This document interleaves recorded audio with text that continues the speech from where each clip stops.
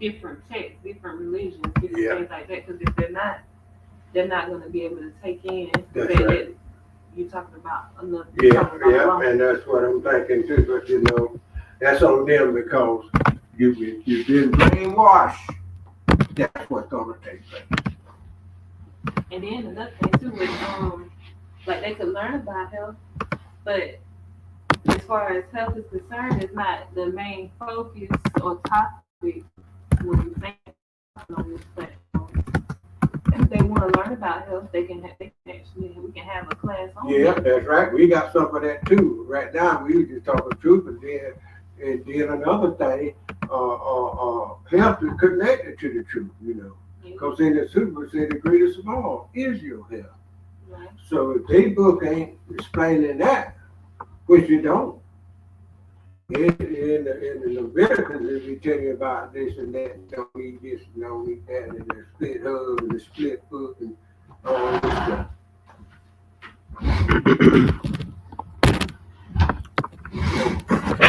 Love is live. Love is live.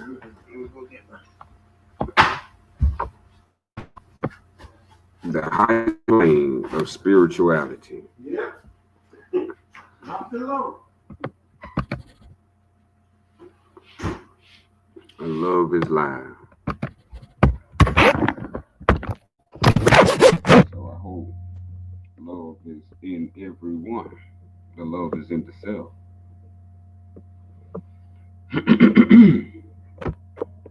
Because everybody playing, but ain't nobody accomplishing the almighty feature. So this is for enlightenment and enlightenment only.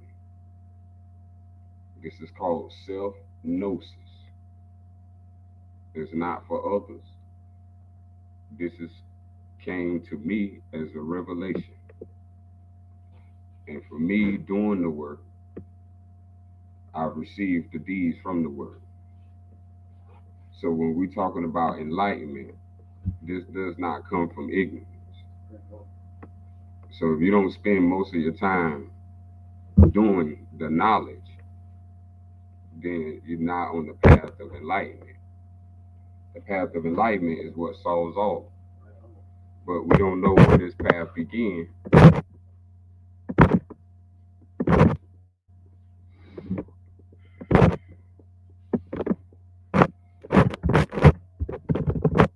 And so before we begin on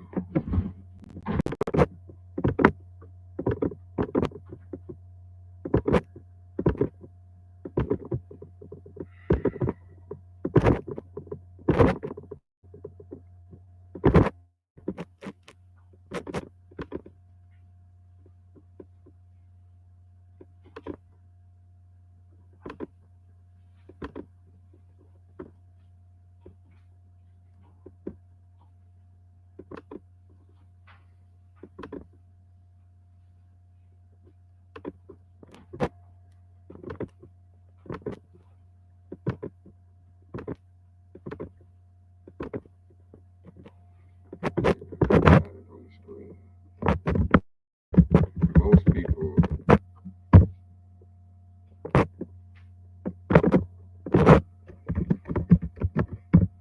maybe or maybe have not heard of the word Gnosticism. Gnosticism is what predates the formation of your churches and all of your priests and all of your authorities of religious authority.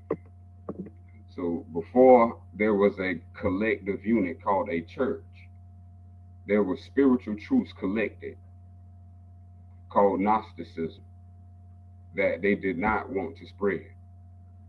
So the church collected these ideas, some of these ideas, and put them in their church and went on a worldwide conquering and domination for mind control. So they organized religion as an organized structure for mind control. So most people of ancient times spoke against the church.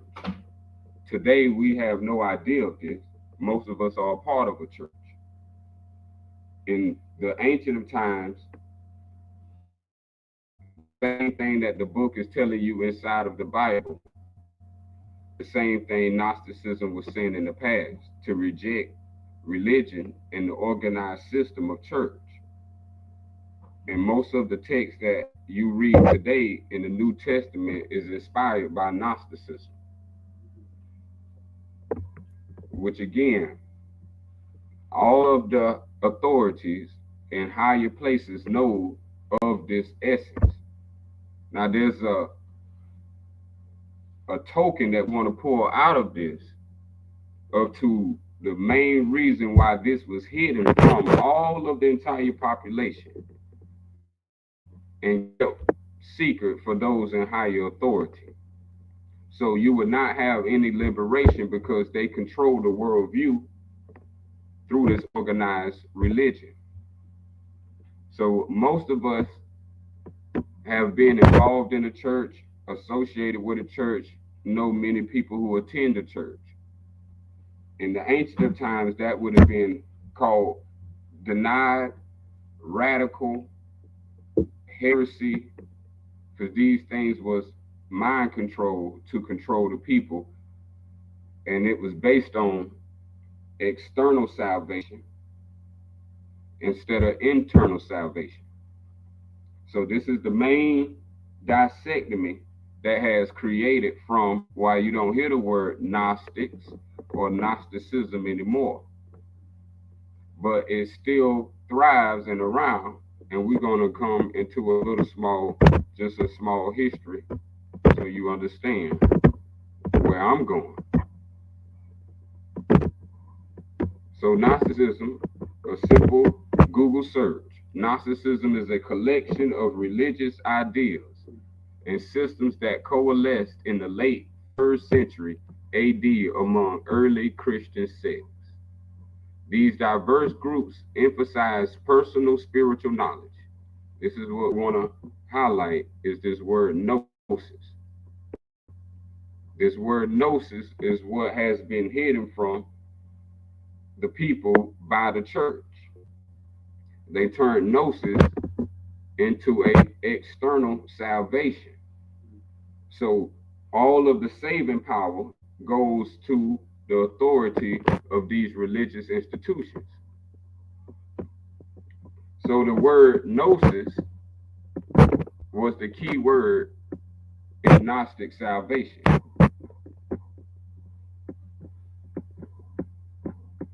So we need to get familiar with some of these terms, because the terms of how the Gnostic portray what we into today, the people who rule over you don't use these terms, but they use the concepts and the principles of rules from it. So we're going to go into just a little bit. The Gnostic cosmogony generally presents a distinction between a supreme, hidden God and a malevolent lesser divinity, sometimes associated with the Hebrew Bible deity Yahweh. So this is where we come in to know about Yahweh, Jehovah. How do these things come about?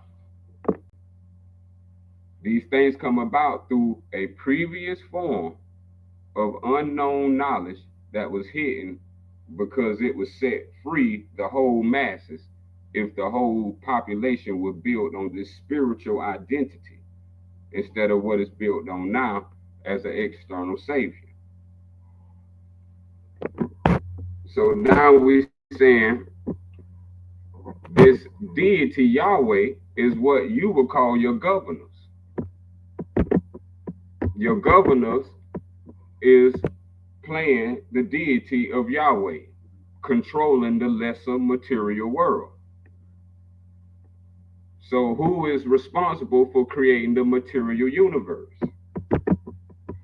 Consequently, the Gnostics consider material existence, whatever these people created. They said that they existence of what they created is existently flawed and evil, and held the principal element of salvation to be direct knowledge of the hidden divinity. And this is what the people have been hidden from: access to direct experience to knowledge of salvation. So, skimming through, this is where you will hear terms as the demiurge.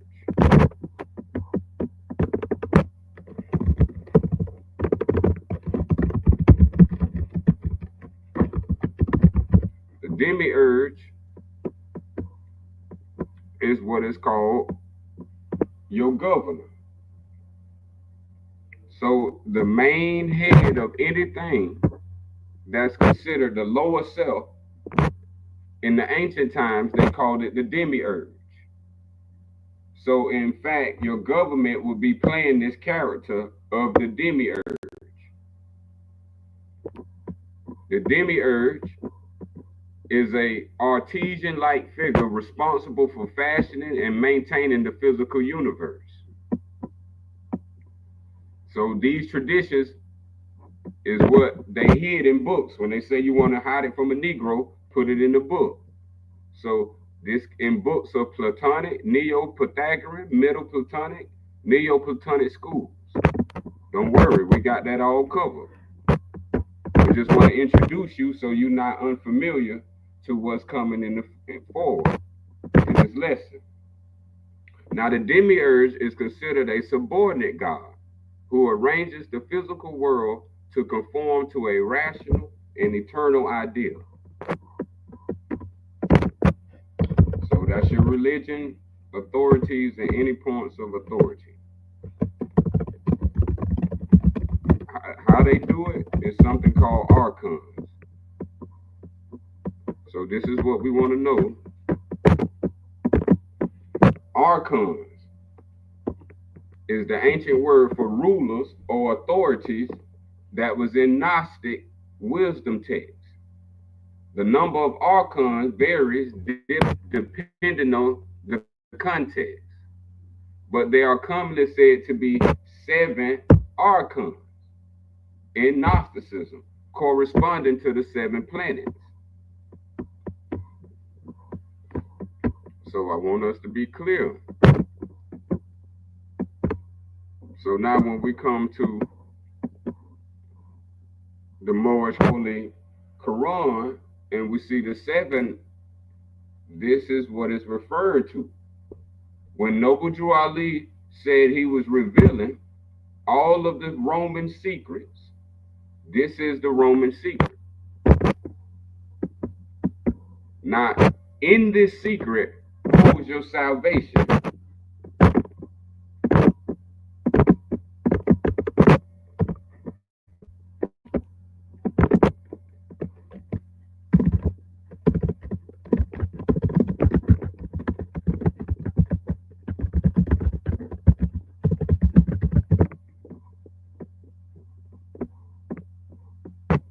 So we see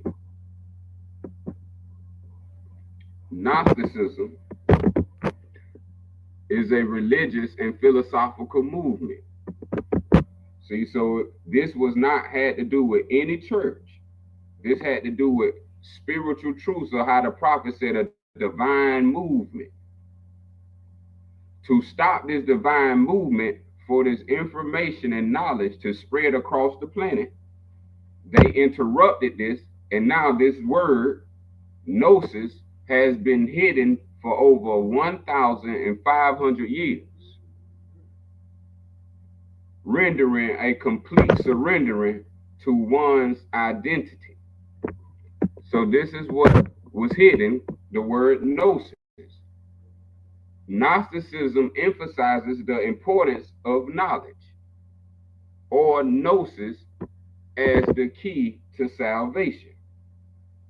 Now, this what was different. The church don't have this view that knowledge or gnosis is the key to salvation. So what is this gnosis? Gnostics, this is where you get the word Gnostics from. those who have the gnosis.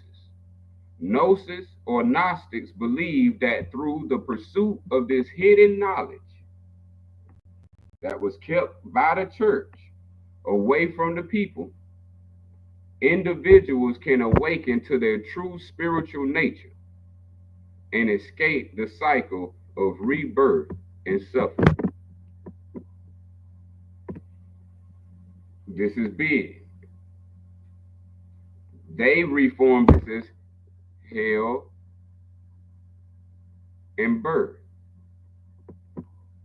So now when you hear heaven and earth, this is what is referring to concepts out of Gnosis. So now we know the word gnosis. Now we're going to bring the Moorish Holy Quran back on the screen to see the seven. This is how advanced we also already supposed to be. This was published in 1928, and this reads, Jesus said, it is the rock on which man builds himself. It is the gnosis of the alt and of the naught, of falsehood and of truth. Inside of the Moorish Holy Quran is the word gnosis. This teachings of Jesus in the Moorish Holy Quran is the missing teachings that was hidden by the church and the church's book, the Bible. So this is why this is not in the Bible, because this is considered salvation or saving power.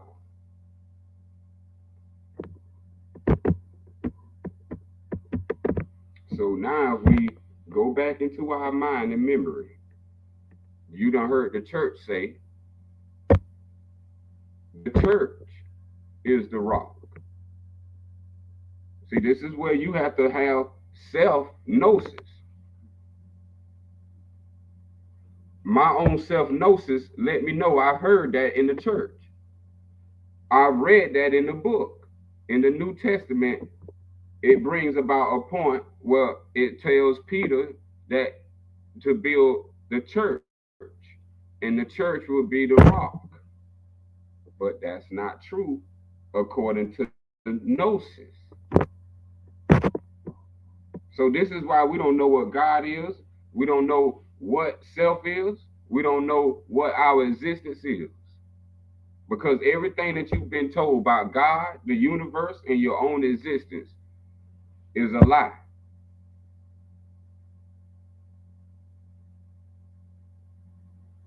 The only way to solve your own issues, the only way to escape the understanding of the lower self is by one word, and specifically gnosis defined as an understanding of the alt and of the naught, of the falsehood and of the truth.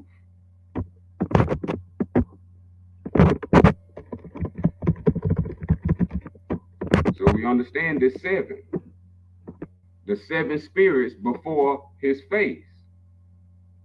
The Hebrews call these seven spirits Elohim.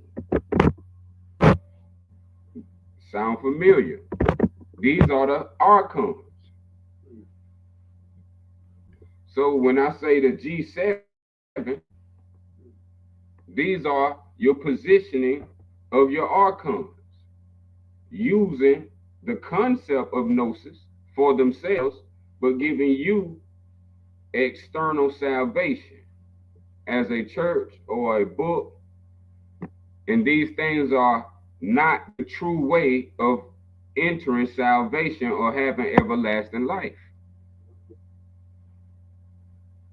So this is what we have to understand, is that the seven goes with the knowledge of the lower self. And of course, to reach the plane of the highest plane of spirituality, you're going to need the knowledge of the lower self. So that's Gnosticism. All of the knowledge of your lower self, giving you the understanding that you need union with divinity.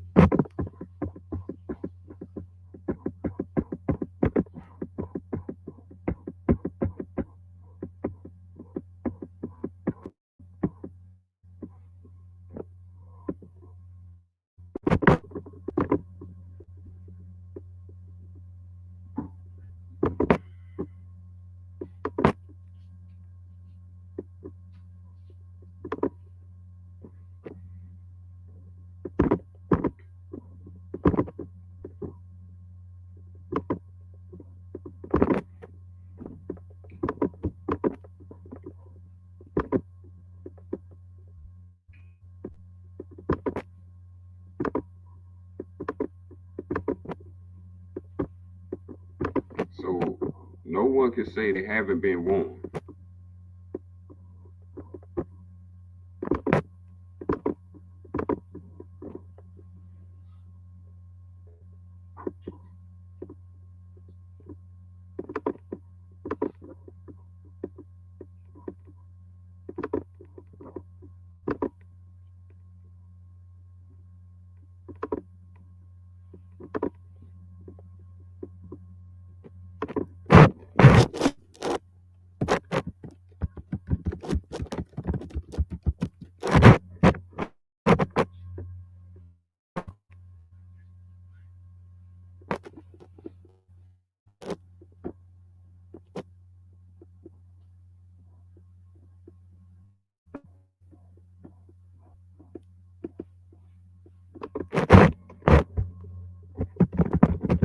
With this, gnosis can't be taught.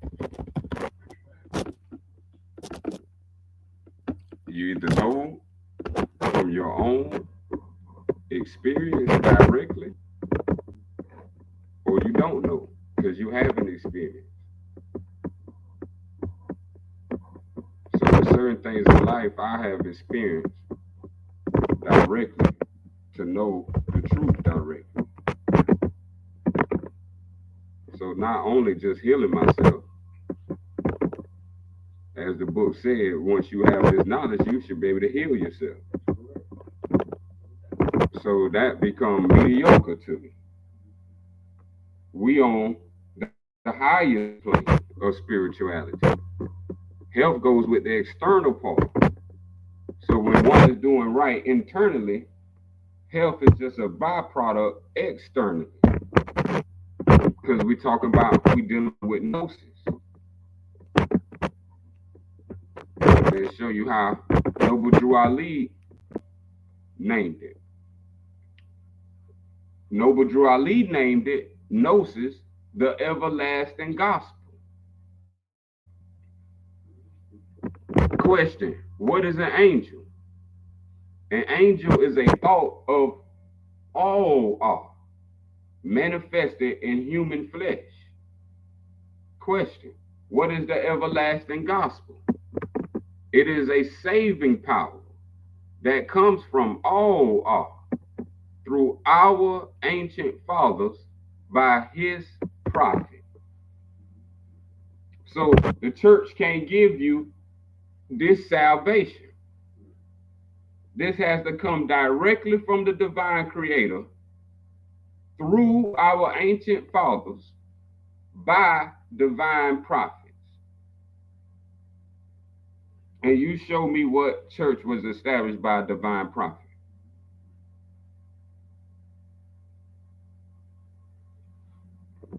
So when we're talking about the book, you show me that the Bible is established by a divine prophet. These was meetings put together, organized by what we would call the demiurge. Our way call them flat out what they are, demon gods. So these demon gods have no saving power. They have illusions that make you come on the material plane. So this is where those come in to save you while you on the material plane. This is something you should teach all your children, because if you don't have this on the material plane, this is what's called spiritually lost. Everything that has been done has been to spiritually mind control you. Only way out of this is self-gnosis. So we have instructions, and so hopefully those have covered the instructions dutifully.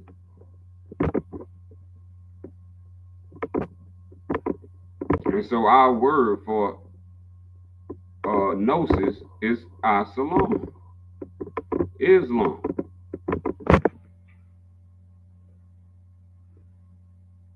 This is our word for gnosis.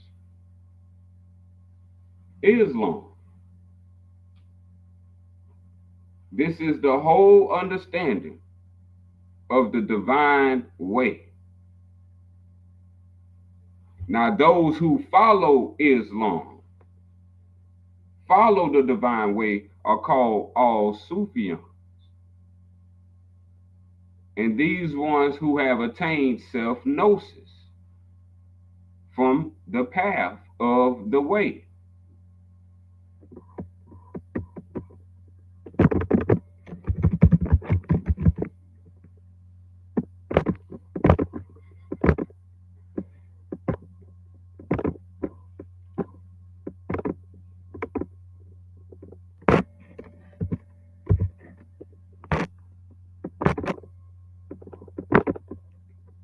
Out of Suf R40, number 17. Only those who dedicate their life unto the way will fully see. So this ain't what we was talking about last lesson. This ain't no job where you have time, part time. You get off and you do something totally different. We talking about this is what you would call full time. These are the people who dedicate their life unto the spiritual way. This is what is called the highest plane of spirituality.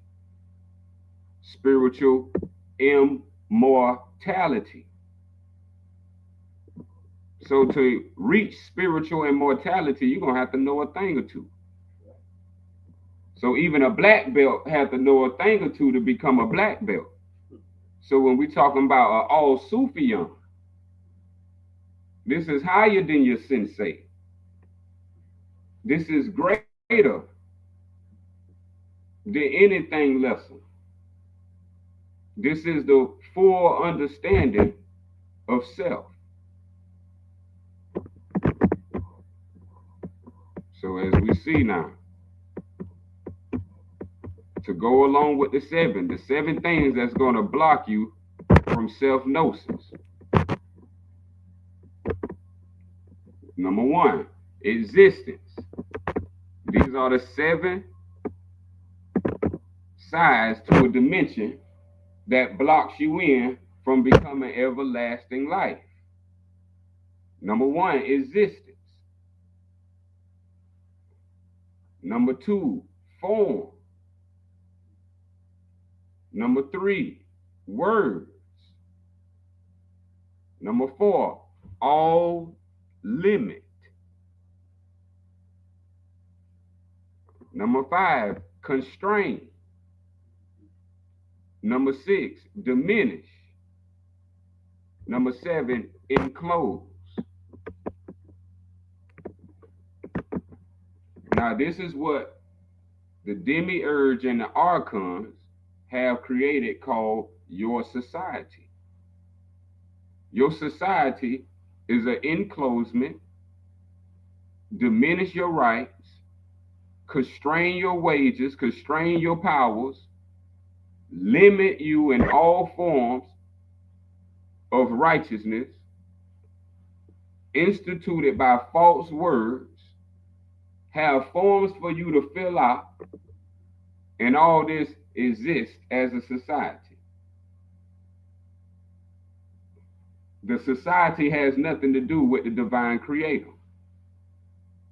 The divine creator didn't set up the society. The society has always been secret, been running by these 7 principles and these 7 archons that you will not see in your life. You would just be in the society of one of them.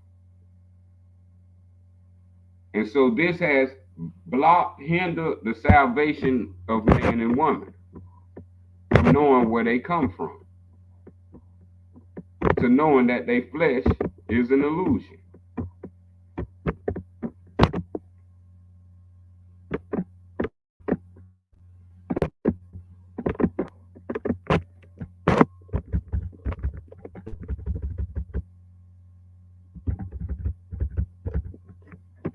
We're finna get into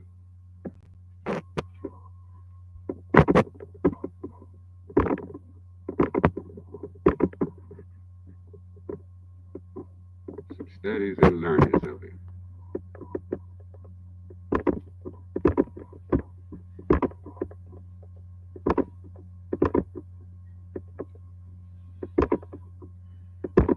There was a saying by Asa that says, the kingdom of heaven is within you.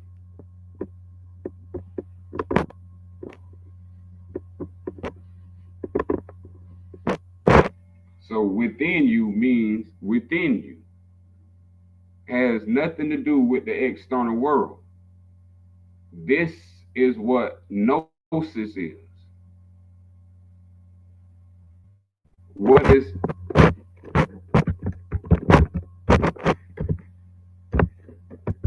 self-knosis?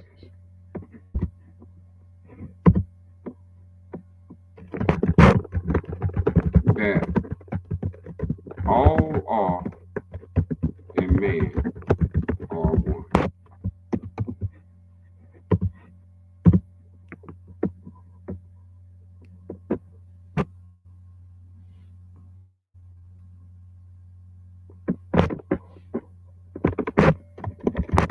This is called wisdom.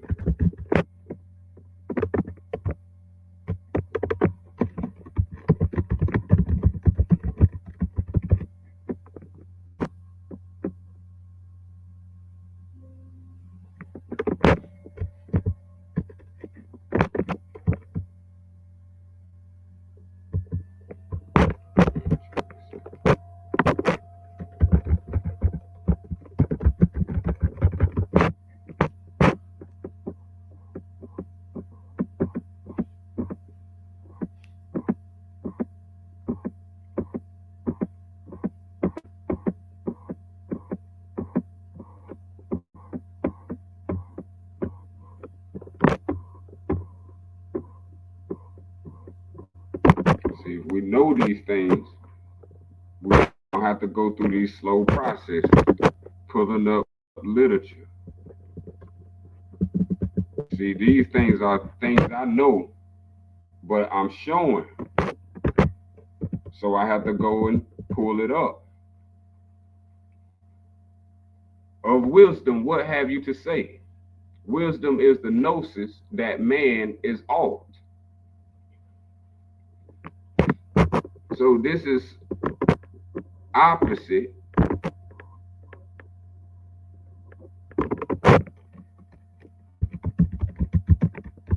of existence, form, words, all limit, constrain, diminish, and enclose. These are lesser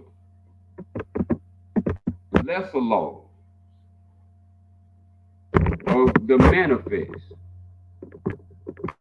Who you are is the unmanifest, who came to the manifest, but forgot. Due to the archons and the institutions in society. remember, the institutions of society will never teach you gnosis. Their whole job was to teach you unconsciousness. So a whole 18 years through schooling, one was taught unconsciousness. So now one is of their own thoughts unconscious. And thoughts and gnosis is not the same thing. Most people are controlled by thoughts, not by gnosis. So when we talk about life activity that is pulling people to do different things in their life, that is called thoughts. Thoughts is different than what you know. So when we're talking about what you know is who you are, and knowing who you are is to know the knowledge of self.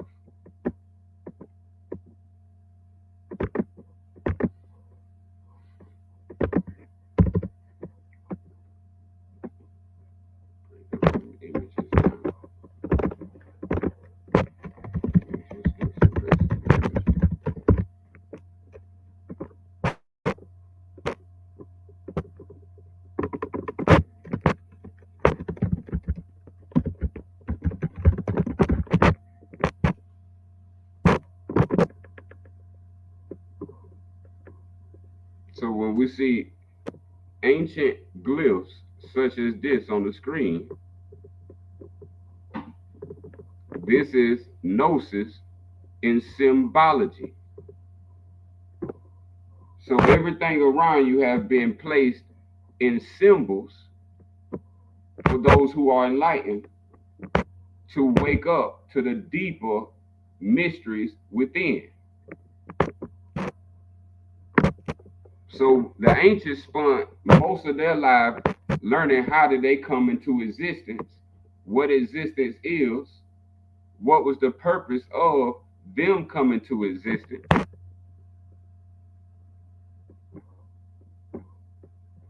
So this is why we have this as a history that we can look back to.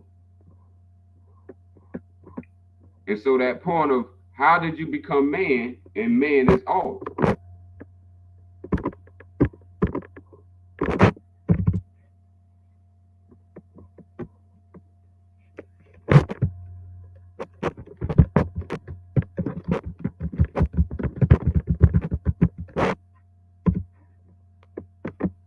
The great creator is the knowledge of self-creation.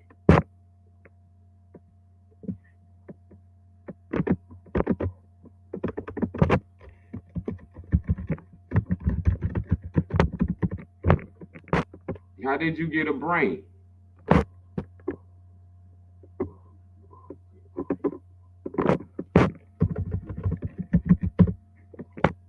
How did you create a spine?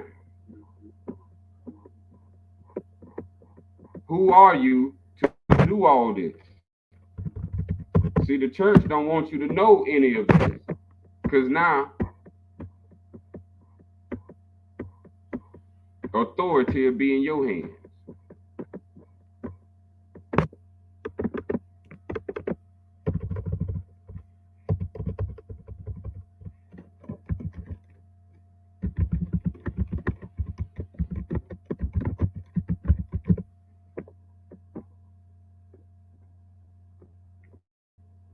So, how did we get here?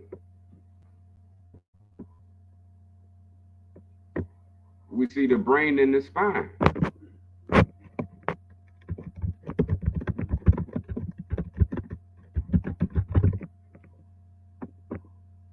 Self-creation.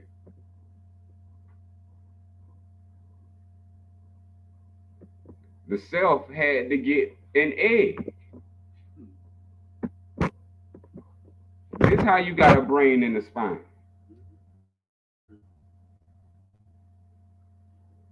The same one hearing this now had to go find an egg before you became this manifestation. hope we can see similarities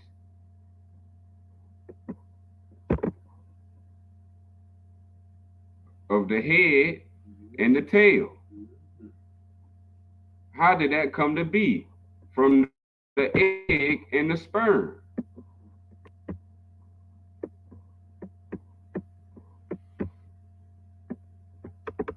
How did the egg and the sperm come to be? From the semen.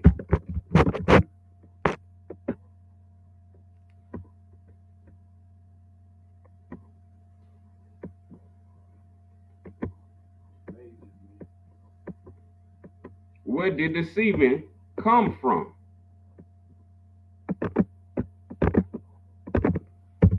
This is what's called the spirit.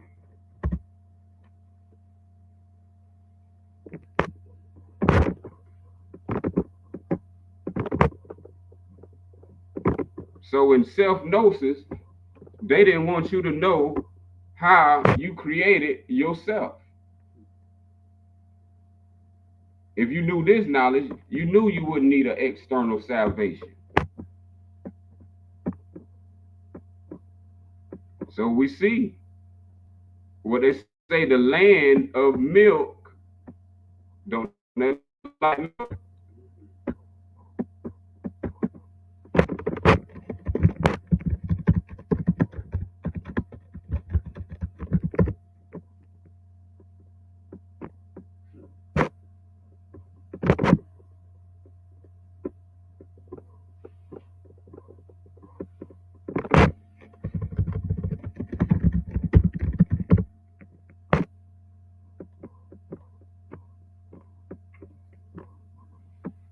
How about the honey is when the sperm meets the egg and the golden and the great conception happens. This is called honey. Or you may say honeymoon.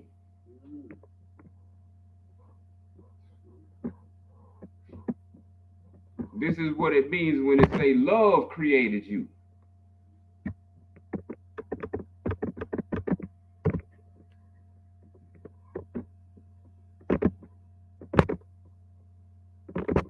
So this is what they didn't want us to know. The soul self.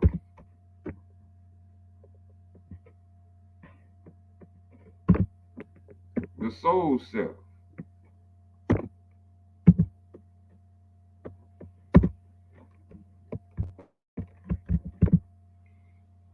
They did not want you to know that the soul was the self. A non-physical, metaphysical, conceptual being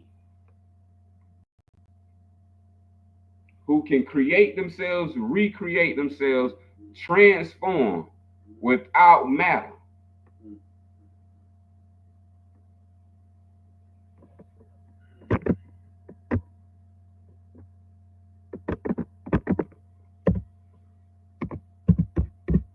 So how did self create itself?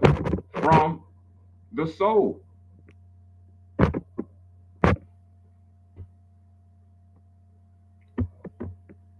going to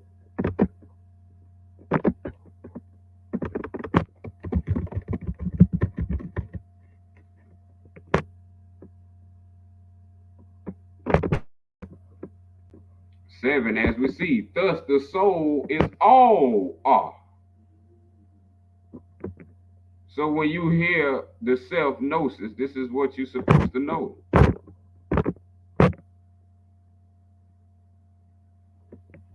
That Allah and man are one.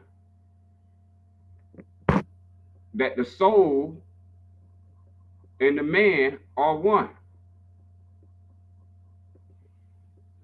All souls is all are. The self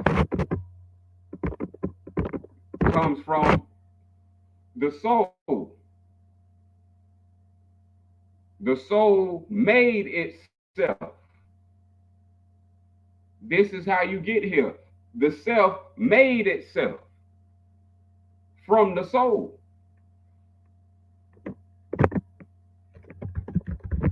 from the spirit. The first thing the self had to do to create itself, to come into being, is to create the spirit first.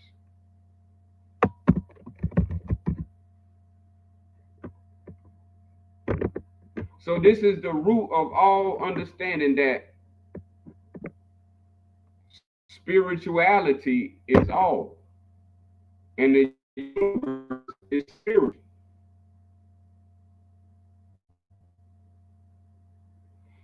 The root of everything material begins first in the spiritual.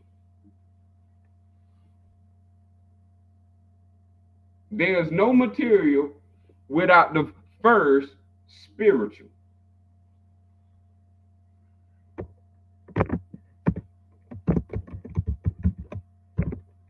So to create yourself, you had to create a spirit. So how did you create a spirit?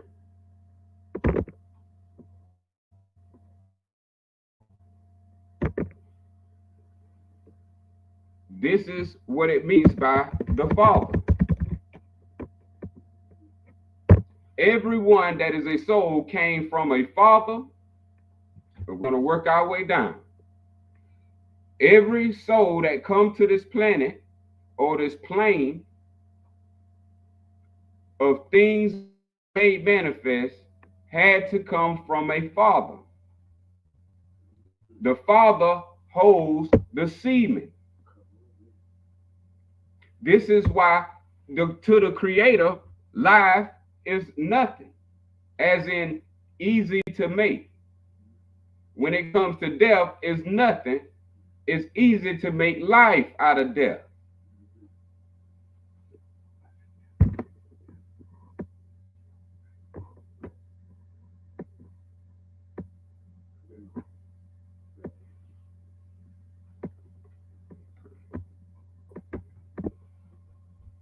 So when you hearing talks of Asa, better known as Jesus, saying, me and my Father are one,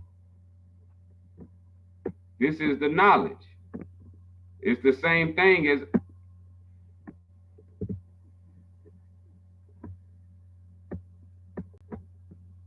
God and man are one.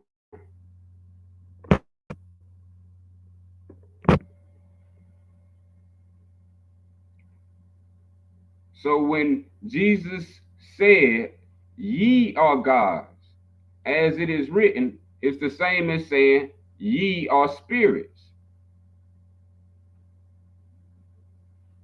In John, Jesus referenced God is spirit. So this is what the Holy Spirit is. The Holy Spirit is you coming from the Father. So when we're talking about self-creation, for self to come into being like any other living form you see, a process had to come forth. So this is what we call coming. You have to come into existence. This is literally. So semen is how you come into existence. So when they say, how did you get here? You got here from the Father. You got here from coming. You came to existence. And the second coming. So now we're talking about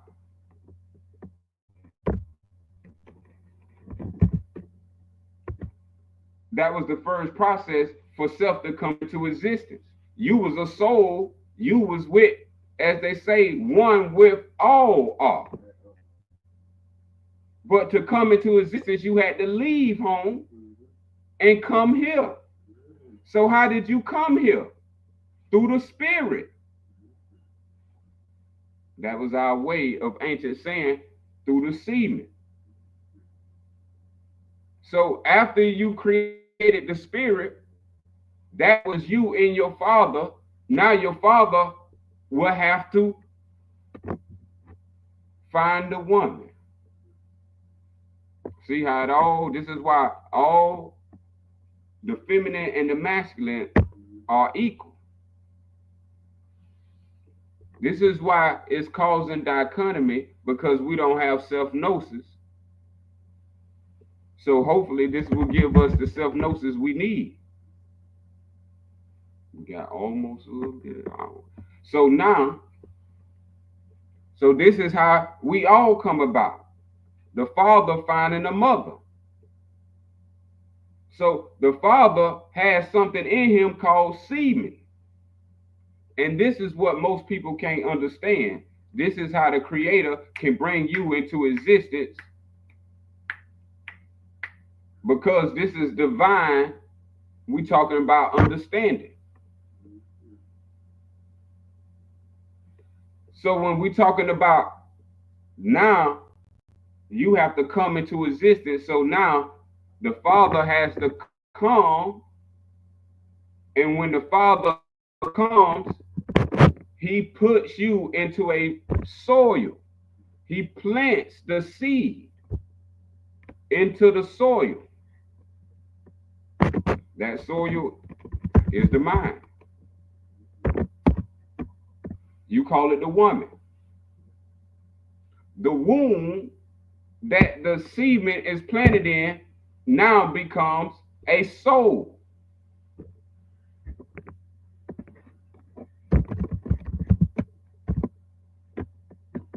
So now, from living in the all, in the semen, that you can come out of the semen, look at it as a big pool. You can come out of the pool and start walking around. That's called, next, you got to create a mind or a soul, as they would say. The soul is the individual cell in the semen. So when you say you have cells in your body, those are not cells, those are sperms. But we get into it.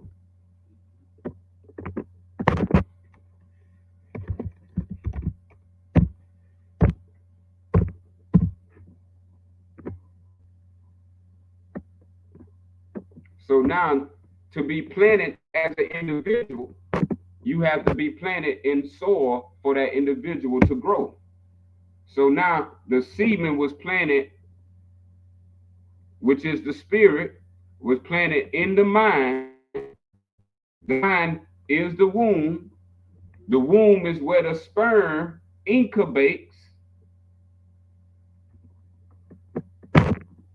So now you have went from one world of the father to now you are in another world of the mother.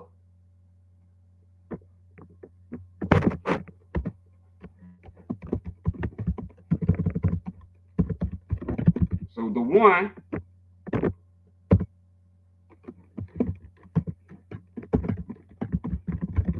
goes into the mother, the womb. And this is where you get the number count of 9.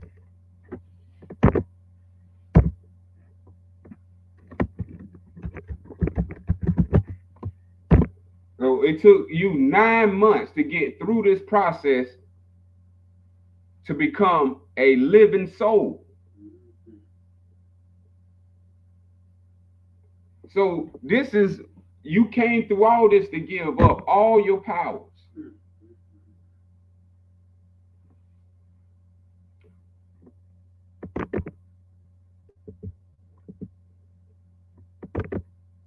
And this is what the church wants, as we're going to break down even further, the spirit, mind,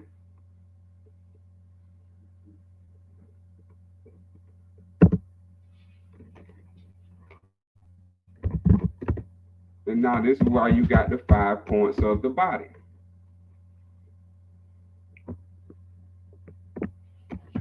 The body, third.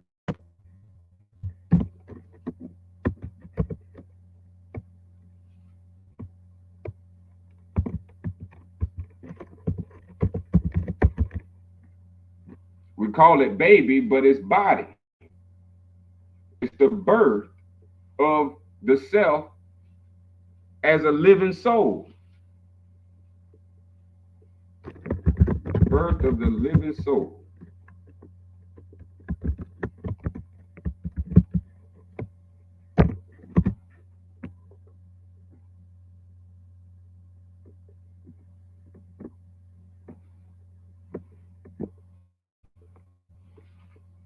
So now you in the woman, now you going through the stages of 1 through 9,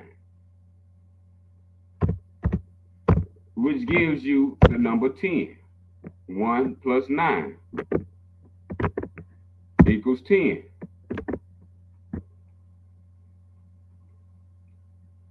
This is the proof of you going through 1 through 9, that you come out with 10 toes, 10 hands, or 10 fingers, 10 hands, 10 fingers.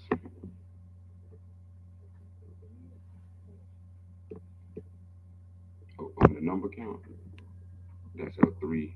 We go 1, 1, 2, 3, 5. This is why you got 5 limbs. There's a certain spiritual math going down.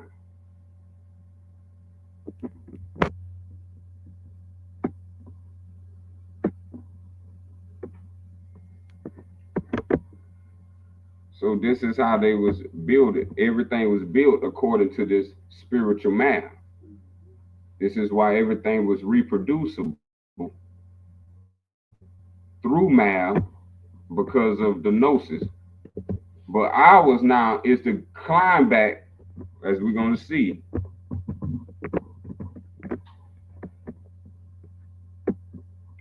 So now that you're born out of the womb, now you are living soul. So now as a living soul, you are now supposed to learn. So what we were supposed to learn was not how to go to school. You getting here was what you was learning about. How did you get here? Because what you will learn is that's what you need to return. Now, since you have a body, now you gotta rebirth through 3 rebirths. It shouldn't be hard to far-fetched. You came through the spirit, the mind, and the body. Those was 3 deaths. To get here to the body, you had to already die. Now to live forever, you got to know how to get back to the soul. And guess what? Nothing material will get you to something spiritual. You done made it to the material. You are the material. What's inside of material is spiritual.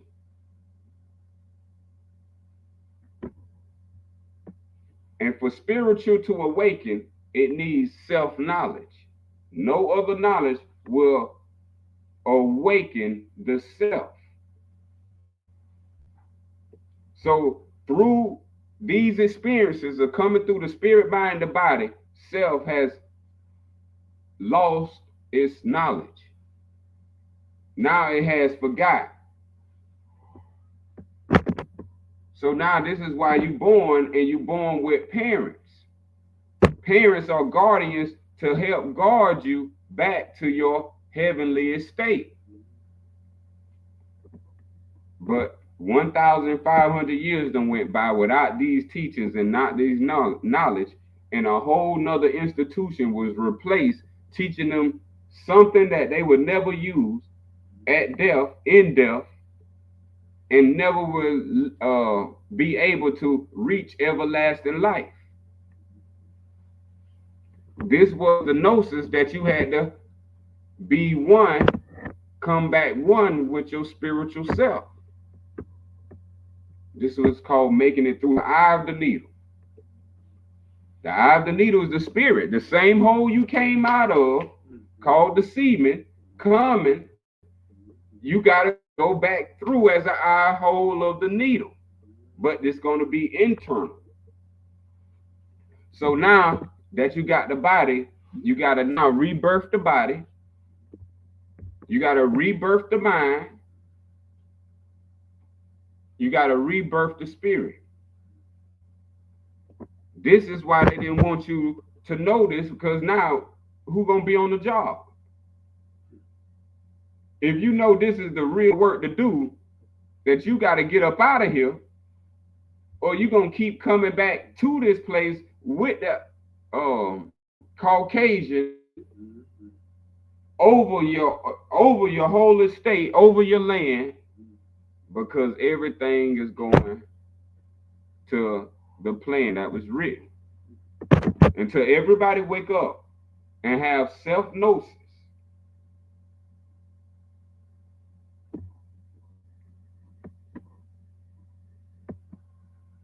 The archons will remain. They thrive through ignorance. This is why you don't need nothing external. You didn't come from anything external. All that you did to get here came from the internal spirit, mind, and when she birthed you out, that came from all internal to external.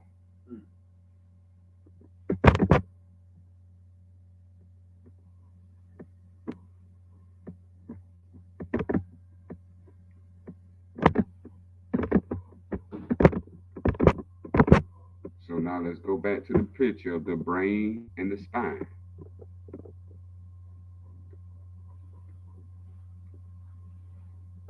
This is the body, the mind, and the spirit. Your semen is the fluid in the brain. That's the fluid you will feel if you spin around enough times, or when they say you drunk, or when you take things, or like they say, psychedelics. This is why you see things when you take psychedelics. It's the fluid in the brain, which is semen. That semen holds in the brain.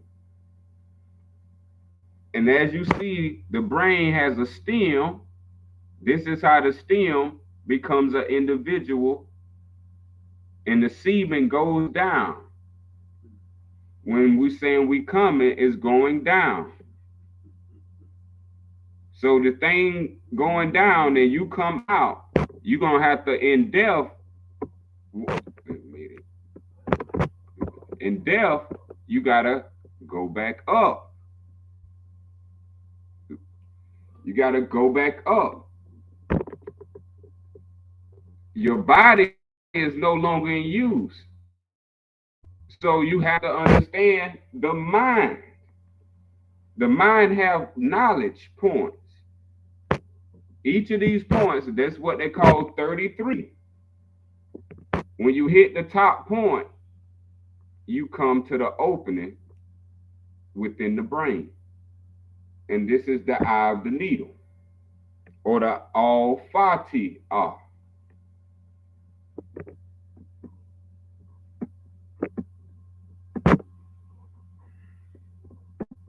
So through gnosis is how you get home.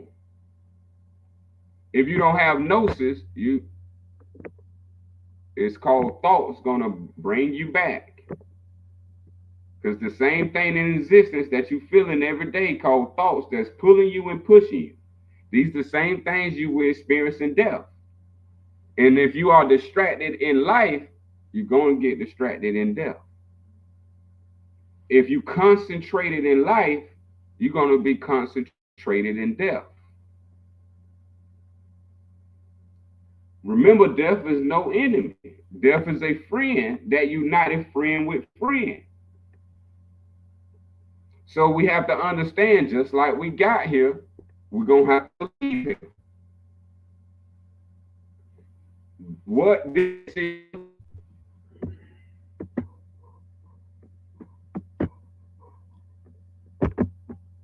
is KOS.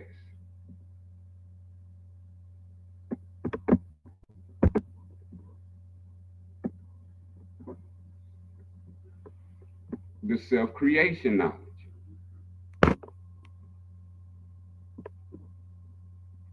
See, they just want you to think you could be a rapper, an entertainer, just a ball player, something material. Yeah. There are spiritualities, realities that are immortal. And that's where you come from as a spirit. You come from the immortal realm. So to reach back to your immortal realm, you have to pick up spirituality to return back to spiritual immortality.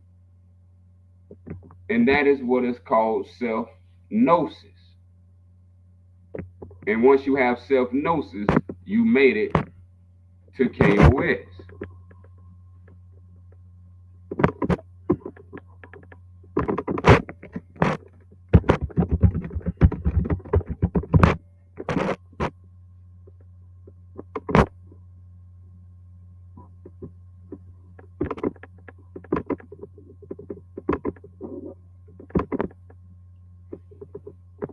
Remember, knowledge is the same word as gnosis. Whoever will seek gnosis or knowledge will get two rewards. One reward is the knowledge of self, gained by such a journey. 45, the other reward is attaining the gnosis, attaining the knowledge of self, soul. Therefore, even if one does not attain the original goal, 47, for them is always the greater reward. Self-gnosis. This is why it says, seek knowledge from the cradle to the grave.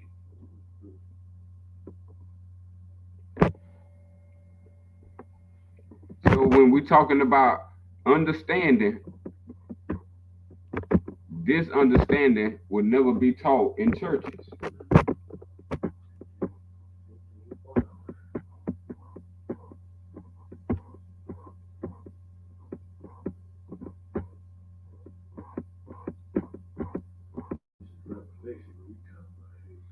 Yeah, this is revelation. That's right, Greg Elder. Then we're gonna finish off with a little video about this.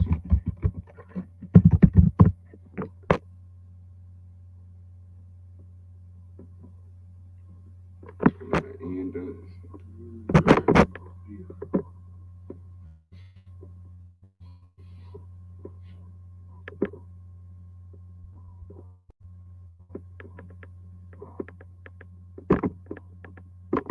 here while that's loaded. All that is within.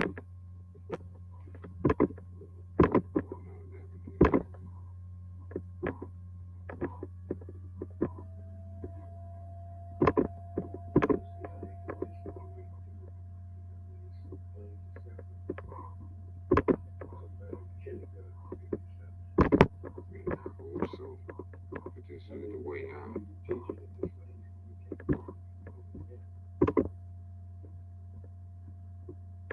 I got it in literature as well. So for those who can't get it through audio and need to see it, it's all in the literature. Even deeper than what I'm talking about. How to travel through dream space. All of that is just space of thoughts. So more of that is in the literature. We're going to get to the video.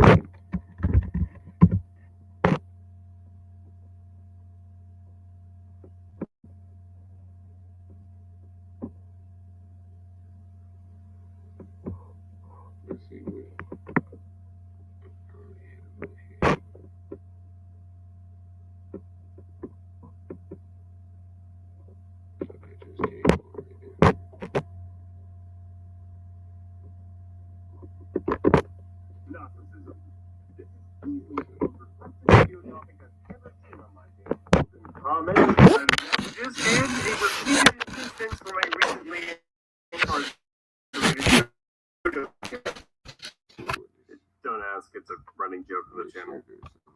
all these requests going out for this video topic, why have I put off writing a script for the religious philosophy which, on paper, seems simple enough to explain? Well, that's because I'm a detail-oriented advanced asshole, and I knew the moment I even tried an attempt at explaining Gnosticism, what is a very simple subject matter would soon turn into a complicated web of interconnected ideas and a lot, and I mean a lot, of research, rescripting, re-recording, and... See, we got to remember, these are how the archons view us. As something to play with, as ignorant, especially editing, and won't do no self-study. And to be very frank with all of you, I didn't feel like I was up to the task. However, my hand has been forced via the request of Patreon backer Nomifer, who, in his donation of well over $50 to the channel, like, holy shit, dude, you good? Has earned the right to demand a full-length Gnosticism video. Just a reminder, if there is a mythological topic you'd like me to cover in any one of my videos, link to my Patreon is down below, where that right is tentatively reserved for $10 plus patrons. So if you'd like to bully me into submission, or you just want to support the channel, that's a great place to do it. Or, you know, you could just buy merch and have people wonder who that sexy fellow you are modeling for is. Anyways, thanks again to Nomifer and all these other Patreon names over here for all the support. And let's get into this.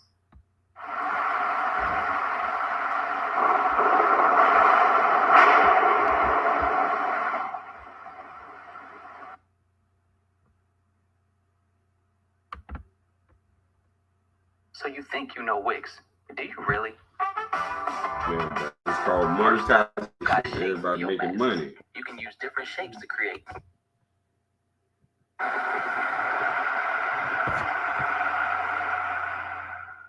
So picture this. It's now the 6th century, BC. You're Jewish and you've just been liberated from under the tyrannical boot heel of literally Lucifer by a dude with a sick-ass goatee in an empire whose state religion is practically sticking up the middle finger at moral absolutism with regard to divine figures, who is really, really cool about you being able to go back to your Holy Land and worship for your monotheistic god and shit.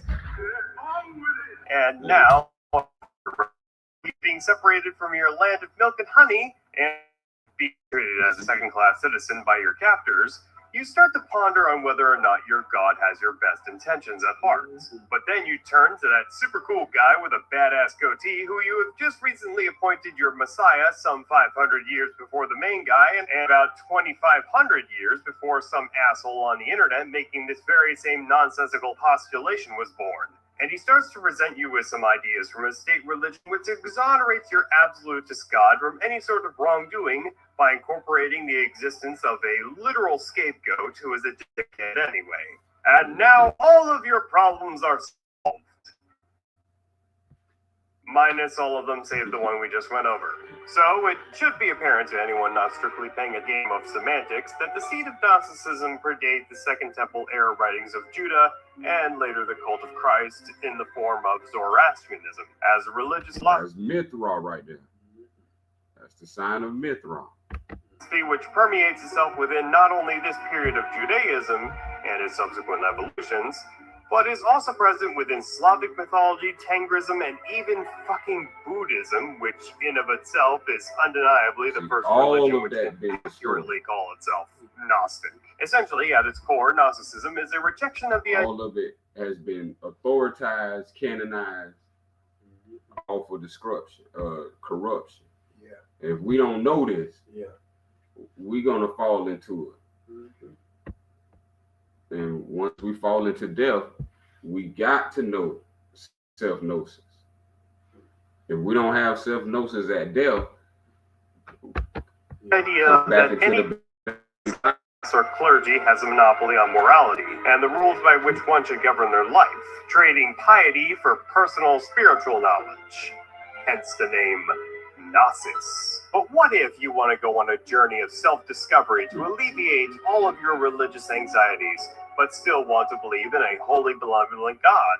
If you're looking down on this power center, Okay, get there. Get your panties on. Well then, traveler, just take a page out of Zoroastrianism's book and decide that while the good God isn't actually in charge of the mortal plane, rest assured that the big man upstairs is really, upstairs, though not necessarily a man, and by rejecting the tenets of the established church in favor of finding out for yourself what is morally right or wrong, will put you in God's good graces and allow for your spirit to ascend to a higher plane. That is about as simple a narrative as I can craft without labeling who's who in Gnostic Christianity yet. But before we get into the creation story professed by the Gnostic scripture, the secret book of John, as in John, the disciple of Jesus who already wrote one of the 4 mainstream gospels, I feel like I'd be doing a disservice to the one who granted Gnosticism its namesake by not covering the second major influence over Gnostic philosophy, that being Plato and his theory of forms. Essentially, it boils down to the philosophical question as to how ash, elm, oak, birch, and what have you can all be classified as trees at a glance, despite the fact that they all have different characteristics and in some cases look totally different from one another. And yet we can classify them all as trees. Hey, look, a talking tree. I can do more than talk. Well, the theory of forms postulates that an entirely separate, purely idealistic world exists out there with the perfect or original tree by which we get our ideas of what a tree is. And while none of us have ever seen said tree, we all have that knowledge or gnosis baked into our subconscious. By extension, all trees in the physical world are merely imperfect copies of that idealized tree. And what the fuck does that have to do with Gnosticism? Well, imagine if that same principle was applied to our idea of God. That would mean that the God of this world isn't a divine, supreme being and is in fact an imperfect copy of the idealized God existing within a separate metaphysical space. That's the basic premise of Gnostic cosmology. That all gods, not just the God, are imperfect ideas conceived by more perfect beings in an idealized world which is beyond our comprehension, rather than only be viewed through the lens of imagination. That's in our time and right there. Be accessed by hearing the spiritual truth Gnosticism provides, and accepting that the world of the physical is merely an imperfect copy of that which is ideal. Congratulations, you win! You have gained access to the world of imagination. Are you trying to say I have no imagination? Where I can only assume that anything you can imagine is manifested, and therefore Islam and its 40 virgins for blowing yourself up can suck it. I'ma be a fucking hentai protagonist who gets stranded on an island full of Valkyries who could kick my ass but still need my seed to regenerate and survive. Gnosticism!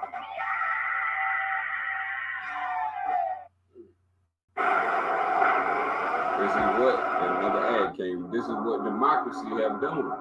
Made a complete mockery.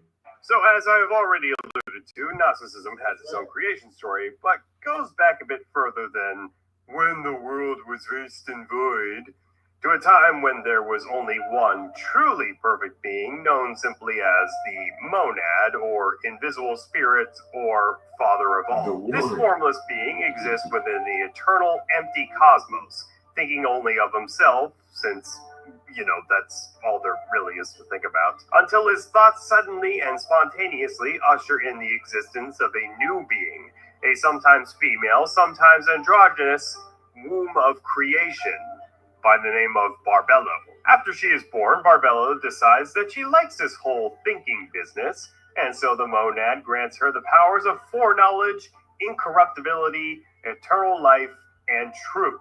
You may have already noted that thinking plays an important role in Gnosticism as a whole, which is a recurring theme amongst the Gnostic universe, both for its gods and also in how its practitioners are to achieve Gnosis and ascension beyond the realm of the physical and into the upper world. In fact, this is where the rest of the aeons, or products of the One, come from. After being granted the power of forethought, Barbello and the monad start to exchange ideas. The first in a tradition wherein the male supplies the form and the female the substance. No singular aeon may produce its own thought independently, lest they break the chain of perfection, which is the monad's initial intelligence. Apparently, this conversation was so fulfilling and full of dopamine that Barbello immediately became pregnant and popped out autogenes.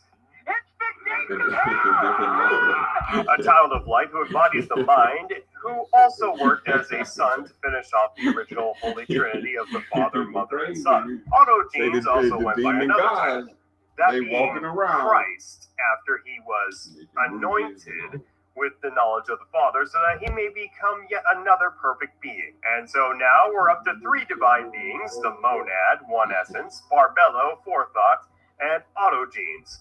But don't get too comfortable, we still got an awful lot of incestuous mind-fucking left to go. So after autogenes is molded into the perfect being by his father's thoughts, he can now have babies of his own. He starts off with the 4 lights, or powers, or luminaries, whichever you'd like, I suppose, each represented by a different planetary body. Armozel is the embodiment of the sun. He is described as the first angel and also the light aeon by the SBJ.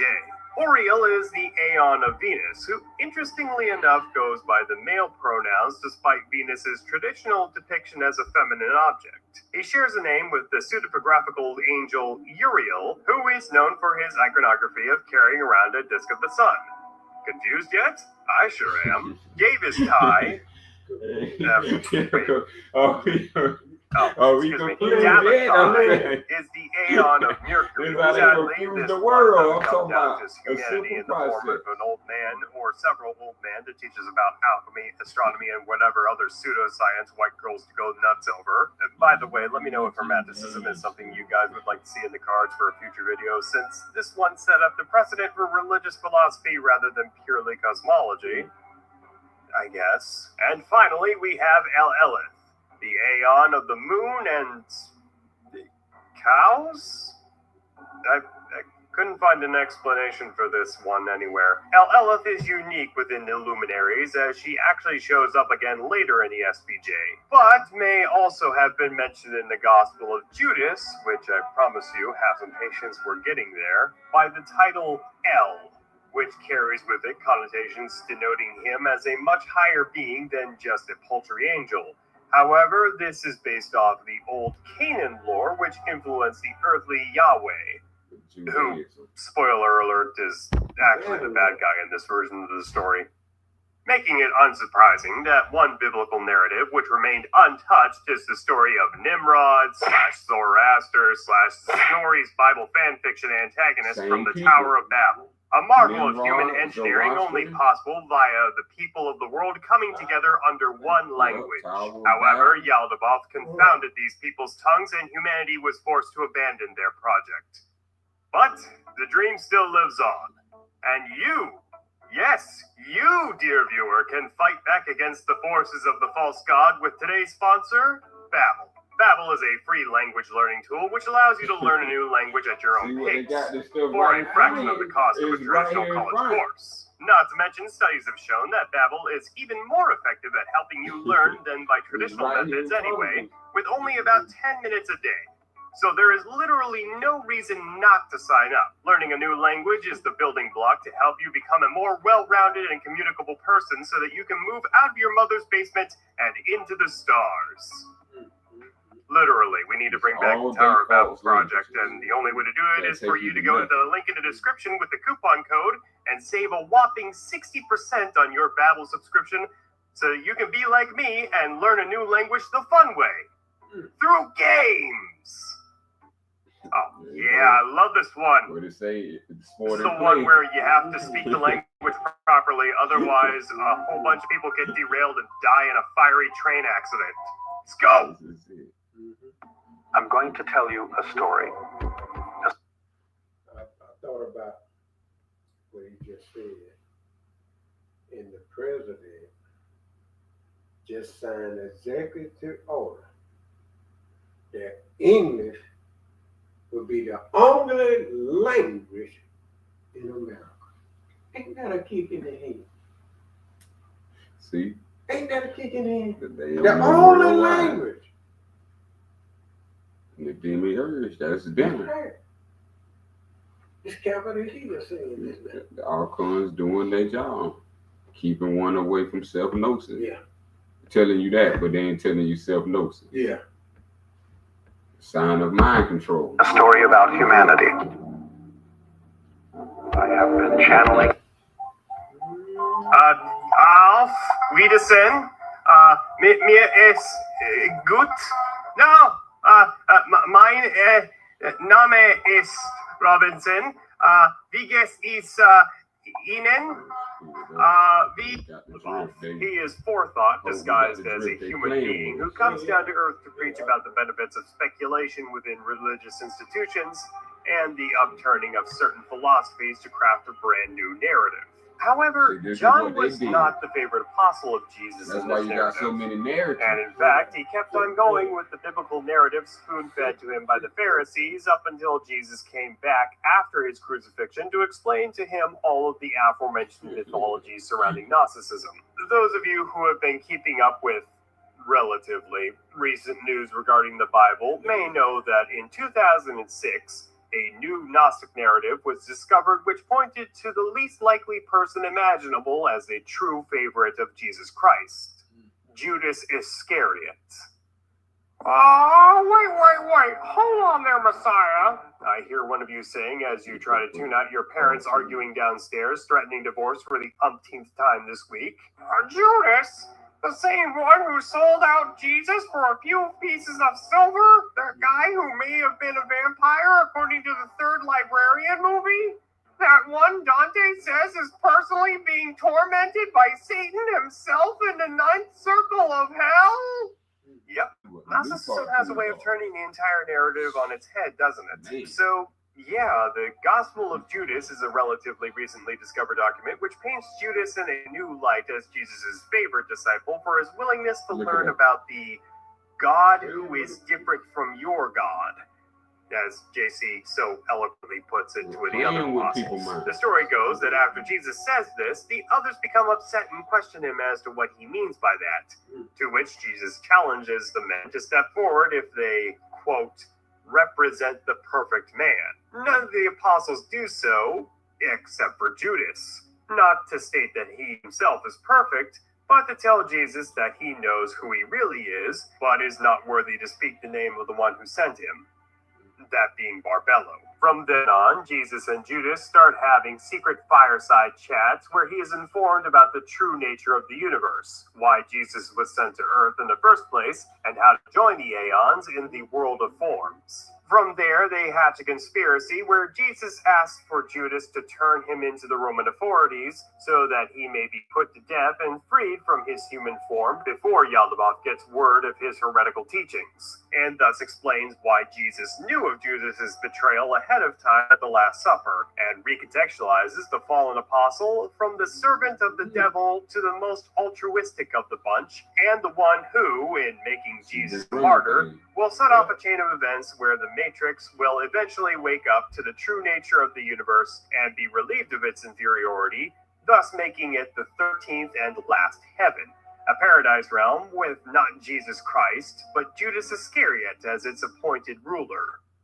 Yeah, there's a good reason why some evangelicals think that Gnostics are worse than atheists. Hence, there is reason as to why Gnosticism is deemed heretical by most churches that know what the hell it is, and why so many prominent historical Gnostics were put to death by the early church in an attempt to consolidate their doctrine and save face amongst their fledgling followers.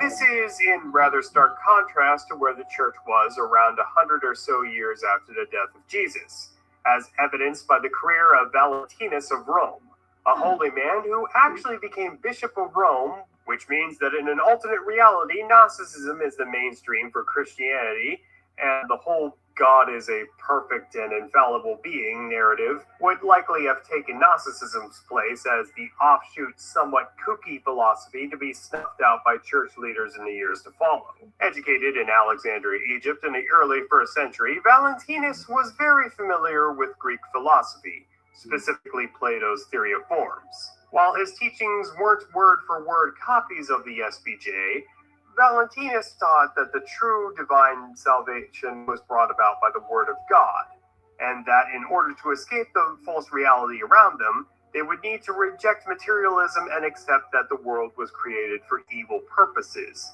which flew right in the face of later Roman Christians, specifically Irenaeus, Bishop of Lyons.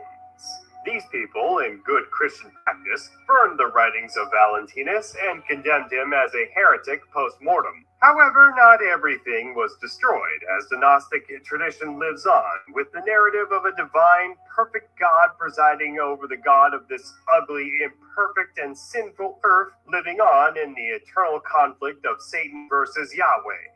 The latter of which you can learn more about here in this video, and also in inspiring nerds like me to write scripts which carry on for far too long for the purpose of getting some clicks on a website I am convinced is staffed by communists. Thank you all so very much for watching today's video, and an extra special thank you to patron Nomafer for his generous contribution to the channel, and for finally twisting my arm enough to talk about Gnosticism in detail on this channel. You are simultaneously my biggest what we fan. would be left with. This garbage if we didn't have the all Sufyan to arrive for all of us.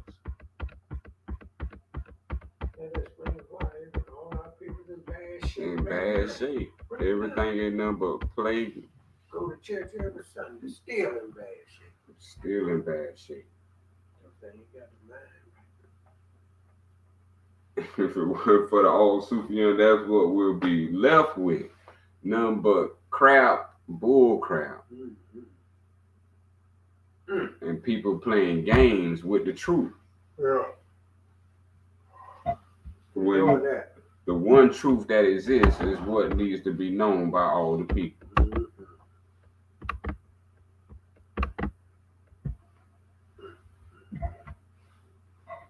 And see, and that's the way out. And this is the way out of all of that demonic, deurgic, is what they call just plain evil.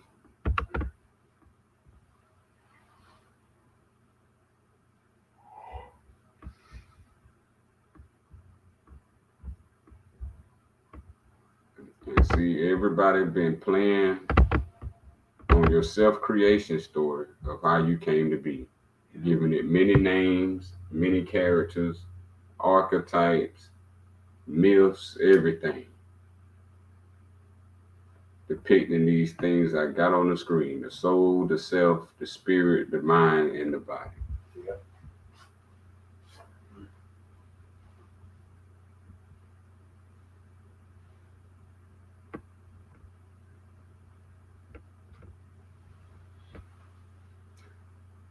So that's what they didn't want us to know, that we was already one. God and man was already one. We just need that hidden knowledge. When you know that hidden knowledge, say that secret knowledge. Yeah. That's what they didn't want us to know. Now we know. What's the secret knowledge?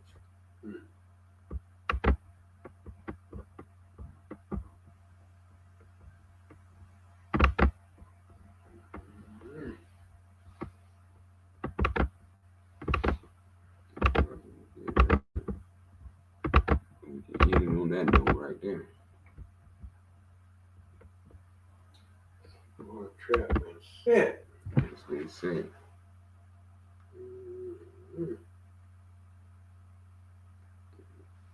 This is the opening to escape. We're going to close in the name of the divine creator. As-salam, as-salam, as-salam. All Sufyan, all Wadu.